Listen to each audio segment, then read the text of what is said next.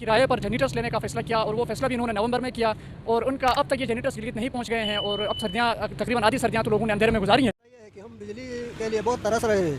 जो पहले हुकूमत थी वो कम से कम हमें 8 घंटे 10 घंटे भी 12 घंटे भी बिजली देती थी।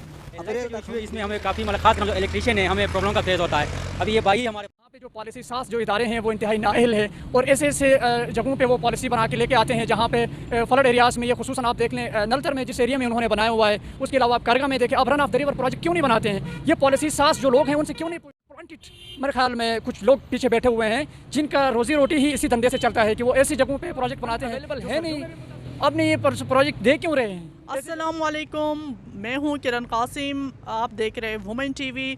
नाजरीन, इस वक्त मैं मौजूद हूं शहर कायद-ए-आज़म जटियाल के मकाम पर और नाजरीन इस वक्त गिलगित शहर में बिजली की तवील लोड शेडिंग का सिलसिला जो है वो जारी है।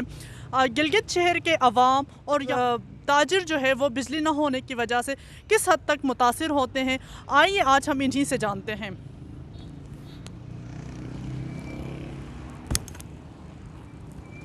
में लाइट का बहुत बड़ा इशू चल रहा है।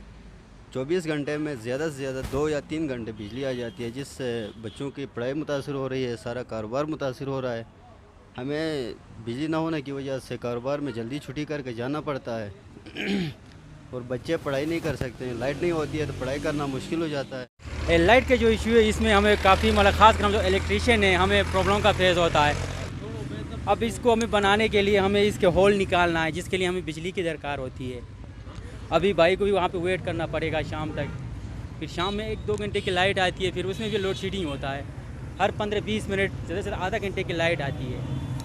तो इसमें खास कर हम जो कारोबारी हजरात हैं हम लोग तो इसमें काफ़ी मसाइल फेस कर रहे हैं। बिजली तो आता ही नहीं है, शाम को बस 7 बजे के बाद कुछ घंटा 2 घंटा आते हैं और सुबह जो है ना 2-3 घंटा होते हैं। कारोबार के टाइम नहीं आते? नहीं, कारोबार की दिन आधा घंटे से भी कम बिजली हमें मिलता है सर। सुबह से बिजली नहीं है, तकरीबन ये 4 बजे है। हम बिजली के लिए बहुत तरस रहे हैं। जो पहले हुकूमत थी वो कम से कम हमें 8 घंटे 10 घंटे भी 12 घंटे भी बिजली देती थी।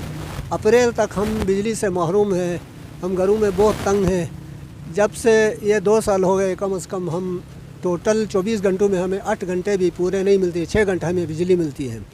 2 घंटे शाम को, 2 घंटे रात को, 2 घंटे सुबह। तो इसलिए हमें बड़ी मजबूरियाँ हैं, हमारे बच्चे भी पढ़ाई से इस तरह महरूम रहेंगे। जी पूछें। आप यहाँ पे काम कर रहे हैं तो बिजली न होने की वजह से किस कदर आपका जो कारोबार है उस पर असर पड़ रहा है? बहुत सारी मुश्किल आ रही है क्योंकि हम सुबह आते हैं और शाम जैसे चले जाते हैं, लाइट और इवन मोबाइल चार्ज के लिए लाइट नहीं होती की बात वाकई में देखो ना, लोगों को कारोबार है, IT के ज़माने हैं। इस दौर में तमाम चीज़ें इलेक्ट्रिसिटी पर लोगों के पास, बच्चों के पास से लेकर बड़े के पास सारा ये सब के पास ऑनलाइन काम हो रहा है। तो जब इलेक्ट्रिसिटी नहीं होगा तो क्या होगा? ऑनलाइन में कुछ भी नहीं होगा, बहुत सारे मुश्किलात हैं। हुकूमत के लिए सजेशन ये है कि खाली बसाते खुद मैं एक टीचर हूँ, मैं किसी भी उससे मेरा ताल्लुक़ नहीं है सियासी जमात से, फिर भी मैं सजेशन ये दूँगा कि खाली बातों से कुछ नहीं होता। ग्राउंड में जो है ना आपको रियलिटी दिखाना पड़ेगा, काम करना पड़ेगा। जब काम करेंगे, रियलिटी दिखाएंगे तब मसला हल होगा, बातों से कुछ नहीं होगा। नेक्स्ट में जिस तरह से खैबर पख्तूनख्वा का हाल में देख रहा हूँ, नीचे सब जो हो रहा है तो वही हाल है। देखिए ये बिजली का आपको पता है कि सर्दियों में बदतरीन बहरान रहता है यहाँ पे और इस वक्त गिलगित शहर में 16 से 18 घंटे की बदतरीन लोड शेडिंग है और निज़ाम ज़िंदगी लोगों की बुरी तरह मुतासिर है। और यहाँ पे GB हुकूमत ने किराए पर जनरेटर्स लेने का फ़ैसला किया और वो फ़ैसला भी इन्होंने नवंबर में किया और उनका अब तक ये जनरेटर्स गिलगित नहीं पहुँच गए हैं और अब सर्दियाँ तकरीबन आधी सर्दियाँ तो लोगों ने अंधेरे में गुजारी हैं और पता नहीं अब ये कब वो लेके आ रहे हैं, जून जुलाई में लेके आ रहे हैं शायद वो किराए के जनरेटर्स। लेकिन इन्होंने एक फ़ैसला लिया था किराए के जनरेटर लेने का और मुस्तकिल बुनियादों पर इनके पास कोई हल नहीं है और इस हुकूमत को चाहिए कि वो अवाम की ज़रूरियात को समझते हुए फौरी तौर पर गिलगित बल्तिस्तान में जो पावर सेक्टर है इस पे ऊपर काम करने की ज़रूरत है।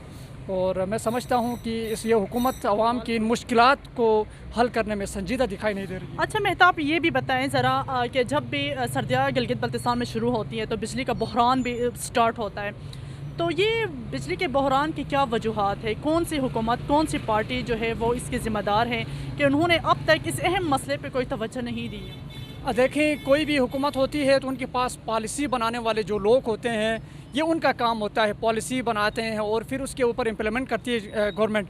मैं समझता हूँ कि यहाँ पे जो पॉलिसी साज जो इदारे हैं वो इंतहाई नाअहल है और ऐसे ऐसे जगहों पे वो पॉलिसी बना के लेके आते हैं जहाँ पे फ्लड एरियाज़ में, ये खुसूसन आप देख लें नलतर में जिस एरिया में उन्होंने बनाया हुआ है, उसके अलावा आप कारगा में देखें, आप run of the river project क्यों नहीं बनाते हैं? ये पॉलिसी साज जो लोग हैं उनसे क्यों नहीं पूछती है कोई भी गवर्नमेंट की, जनाब आप ये कोई सी पॉलिसी लेके आए हैं?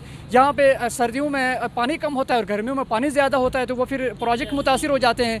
तो मैं समझता हूँ कि ये एक प्लांटेड, मेरे ख्याल में कुछ लोग पीछे बैठे हुए हैं जिनका रोज़ी रोटी ही इसी धंधे से चलता है कि वो ऐसी जगहों पे प्रोजेक्ट बनाते हैं जो सर्दियों में भी मुतासिर होते हैं और गर्मियों में भी मुतासिर होते हैं। रन ऑफ द रिवर पहली बार एक प्रोजेक्ट आया हुआ है, हेज़ल पावर प्रोजेक्ट, जिसकी फिजिबिलिटी और जिसका अब टेंडर स्टेज भी मुकम्मल हो गया है। मैं समझता हूँ कि वो इदारे इसके ज़िम्मेदार हैं और वो हुकूमतें ज़िम्मेदार हैं जो ऐसे नाअहल पॉलिसी सास इदारों की, जो लोग नाअहल लोगों की पॉलिसी को लेकर चलते हैं। इसमें आप चाहे पीपल पार्टी की गवर्नमेंट को देख लें, चाहे आप नून लीग की गवर्नमेंट को देख लें और अब पीटीआई की गवर्नमेंट को देख लें। मेरे ख्याल में ये पहली बार पीटीआई की गवर्नमेंट ने ऐसा कोई प्रोजेक्ट जो लाया है, रन ऑफ द रिवर जो नून लीग का प्रोजेक्ट था, आप उनके ऊपर इम्प्लीमेंटेशन इस गवर्नमेंट ने किया है, बहुत अच्छी बात है, हम इसको सराहते हैं। लेकिन ये जो किराए के जनरेटर लेके आना और ये भी पॉलिसी देने वाले जो लोग हैं पीछे, थिंक टैंक्स बैठे हुए हैं, जो करप्शन का एक पूरा एक चेन बैठा हुआ है, ये सारी हरकतें उन्हीं की है। इसके ऊपर चेक एंड बैलेंस रखने के लिए जीबी की जो भी सिटिंग जो गवर्नमेंट होती है वो उसकी जिम्मेदार होती है।